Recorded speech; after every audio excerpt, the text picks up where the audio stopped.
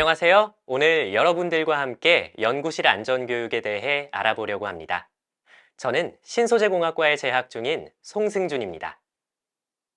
카이스트에 재학 중인 학사, 석사, 박사과정 학생분들뿐만 아니라 재직 중인 연구원님, 그리고 교수님들도 과학기술 분야 연구활동 종사자라면 반드시 들어야 하는 연구실 안전교육, 다들 한 번씩은 들어보셨겠죠? 연구실 안전교육은 크게 신규 교육과 정기 교육으로 나눌 수 있는데요. 여기서 또 본인이 소속한 연구실 구분에 따라 이수해야 하는 기준 시간이 달라집니다. 우선 가스, 화학물질, 생물체, 레이저 등 유해인자를 다루는 연구실을 KS 연구실, 유해인자를 다루지 않는 연구실을 KG 연구실이라고 합니다. 본인의 신분과 연구실 소속에 따른 이수 기준 시간은 다음을 참고해 주세요.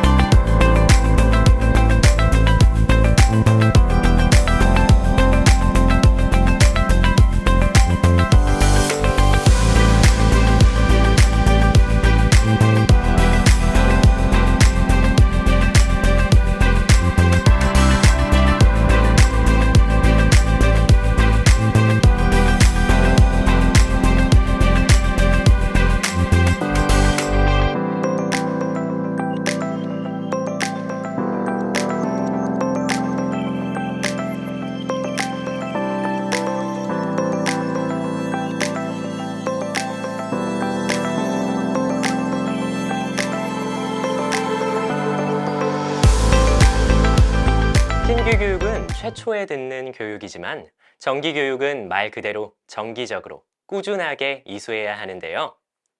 정기 교육을 듣는 방법은 여러 가지가 있습니다. 비교적 자유롭게 이수할 수 있는 온라인 교육과 나에게 필요한 교육을 맞추어 드릴 수 있는 오프라인 교육으로 크게 나눌 수 있는데요. 오늘은 이 오프라인 교육 중에서 가장 추천드리고 싶은 랩 세이프티 토크에 대해 이야기를 해볼까 합니다. 랩 세이프티 토크란 카이스트에서 실시하는 안전교육의 방법 중 하나로 각 연구실에서 랩 미팅 시간에 연구실 내 안전에 관해 경험과 지식을 연구실 구성원들과 공유하고 의견을 나누는 방법으로 진행됩니다. 랩 미팅 시간을 활용하기 때문에 별도의 시간을 들이지 않아도 되고 연구실의 특성과 관련된 위험 요소에 대해 구성원들이 함께 이야기하기 때문에 온라인 교육보다 많은 도움이 되는 주도적이고 효과적인 교육이지 않을까 합니다. 랩 세이프티 토크를 실시한 후에 교육 결과를 안전관리 시스템에 올리면 1시간씩 교육 시간으로 인정받을 수 있기 때문에 실시하고 있는 연구실에서도 만족도가 높은 교육 방법이라고 하는데요. 그렇다면 다른 연구실에서는 랩 세이프티 토크를 어떻게 하고 있을까? 궁금하지 않으세요?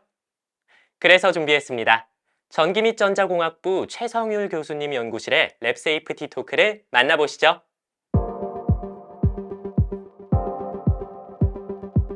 안녕하십니까. 저는 카이스트 전기 및 전자공학부 최성률 교수입니다. 현재 미래 반도체 디스플레이 소재와 소자를 연구하고 있습니다.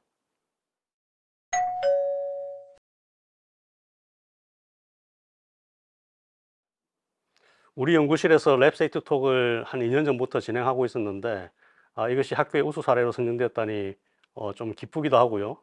또 이런 계기를 통해서 학교에 좀 많이 확산되었으면 하는 바람입니다.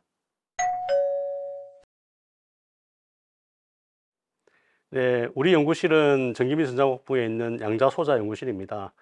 그리고 제가 그래핀 2D 연구센터, 그리고 디스플레이 미래 연구센터 등 이제 여러 가지 센터를 같이 운영하고 있는데, 그래서 전자과에 계신 교수님들과 또 탁과에 계신 교수님들과 같이 공동 연구를 많이 진행하고 있습니다.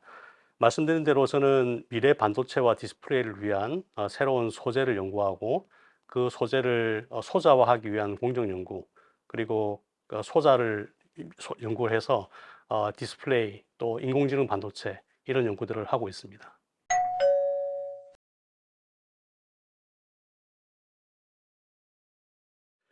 예, 우리 연구실 학생들이 실험 환경에 다양한 실험 환경에서 실험을 진행하고 있는데, 예를 들어서 우리 연구실 자체 실험실에서도 진행을 하고, 또 나노팹이라든지 전자과에 있는 미소동 팹, 그리고 KI 실험실 등 그런 다양한 환경 속에서 연구를 진행하고 있습니다.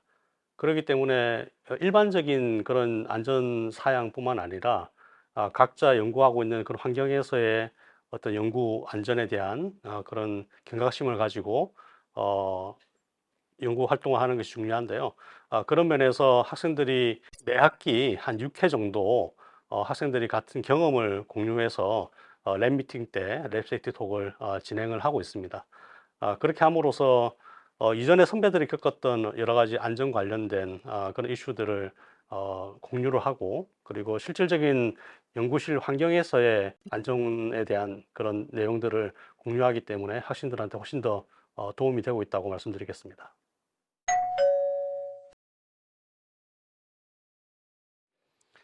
우선 카이스트에는 대학원생들이 거의 24시간 내내 학교에서 생활을 하고 있죠. 그 다양한 안전 사고가 날 수 있는 그런 환경이 존재하고, 특히 이제 실험실 환경은 더 그렇고요. 근데 저도 이제 뭐 연구실 연구 생활을 오랫동안 했습니다만, 안전 교육이라는 것이 아주 일반적인 안전 교육이 대부분 실시되고 있는 그런 상황입니다. 근데 학교의 실험실은 그 일반적인 상황도 물론 알아야 되겠지만, 각자 실험실 환경에 적합한 그런 안전 환경들, 그리고 여러 가지 상황들을 이해하는 것이 각자의 그 실험실 생활을 안전하게 유지하는 데 도움이 될 거라 생각했습니다. 그런 면에서 연구실 학생들이 본인이 경험했던 것, 그리고 주위에서 뉴스를 통하거나 여러 가지 정보를 통해서 알게 된 사실들을 같이 공유함으로 인해 가지고 우리 환경에 좀 더 적합한 그런 안전 교육을 실시할 수 있다고 생각했기 때문에 레세피티 톡을 진행하게 되었습니다.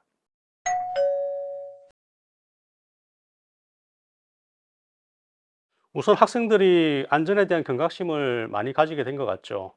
예를 들어서 우리 반도체나 디스플레이 연구하는 이런 쪽 학생들은 처음부터 신입생으로 들어왔을 때 혼자 실험실 출입이 어렵습니다. 안전 교육을 받아야 되고요. 안전 교육을 받지만 그 책이나 이렇게 동영상을 통해서 받는 교육이 실질적으로 뭐 약간은 도움이 되겠지만 실질적으로 안전을 지키기에는 좀 부족하다고 생각했습니다. 그래서 이런 랩 세이프티 톡을 통해 가지고 우선 먼저 경험했던 선배 학생들이 자기의 경우, 그리고 우리 학교나 주변에서 일어나는 그런 여러 가지 안전사고의 케이스들, 그리고 실질적으로 우리 실험실 환경 내에 존재하고 있는 안전 유해 요소들을 파악해서 공유함으로 인해 가지고 학생들이 내 주변에서, 자기 주변에서 어떻게 안전을 유지할 수 있는지에 대한 그런 직관적인 경험을 가지게 됐기 때문에 훨씬 더 현장성 있고 또 현실적으로도 유익한 그런 교육이 되었다고 생각합니다.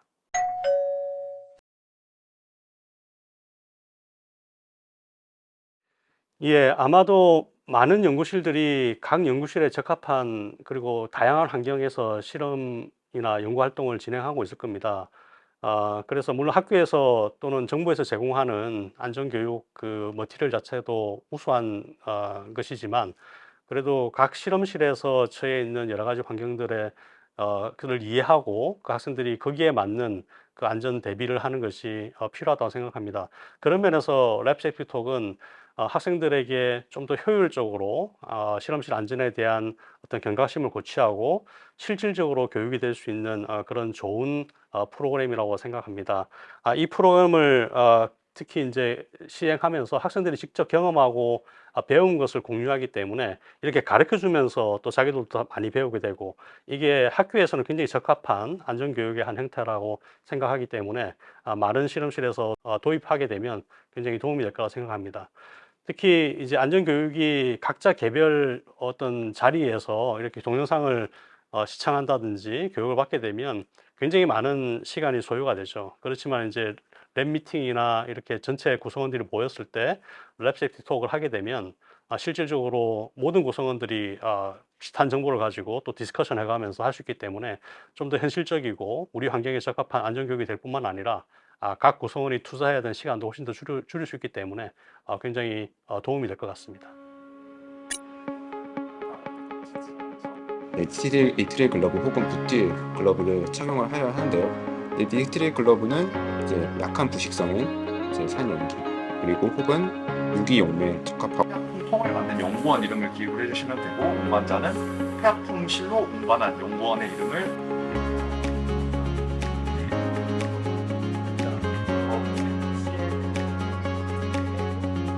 상태들과 다르게 불상이 신체에 튀었을 경우에 그 조치 방식이 굉장히 위험하기 때문에 굉장히 조심해야 이렇게 사회적으로 이슈가 됐던 여러 가지 것들이 있어요. 부산 출산. 최성율 교수님 연구실의 랩 세이프티 토크와 인터뷰 영상 잘 보셨나요? 연구실 정기 교육을 온라인으로 받을 때보다 랩 세이프티 토크를 실시하였을 때 연구실 책임자도 연구활동 종사자도 만족도와 교육 효과가 더 좋은 것 같습니다. 오늘 처음 이 제도를 접하신 분들은 조금 어렵게 생각하실 수도 있는데요. 참고 영상을 확인하고 나니 어렵지 않게 각 연구실에서 적용해 볼 수 있을 것 같네요. 다시 한번 정리해보면 1. 연구실 책임자가 반드시 포함되어서 2. 랩미팅 시간에 우리 연구실의 안전과 관련된 주제로 이야기를 나누고 3. 교육 참여자가 모두 잘 나올 수 있도록 교육 중인 사진을 촬영해서 4. 교육 내용과 함께 결과를 연구실 안전관리 시스템에 등록하고 5. 1회당 1시간의 정기교육 시간을 인정받는다. 이렇게 정리할 수 있을 것 같은데요. 어렵지 않게 하실 수 있겠죠? 그럼 마지막으로 저와 같이 랩 세이프티 토크 결과 등록을 함께 해보실까요?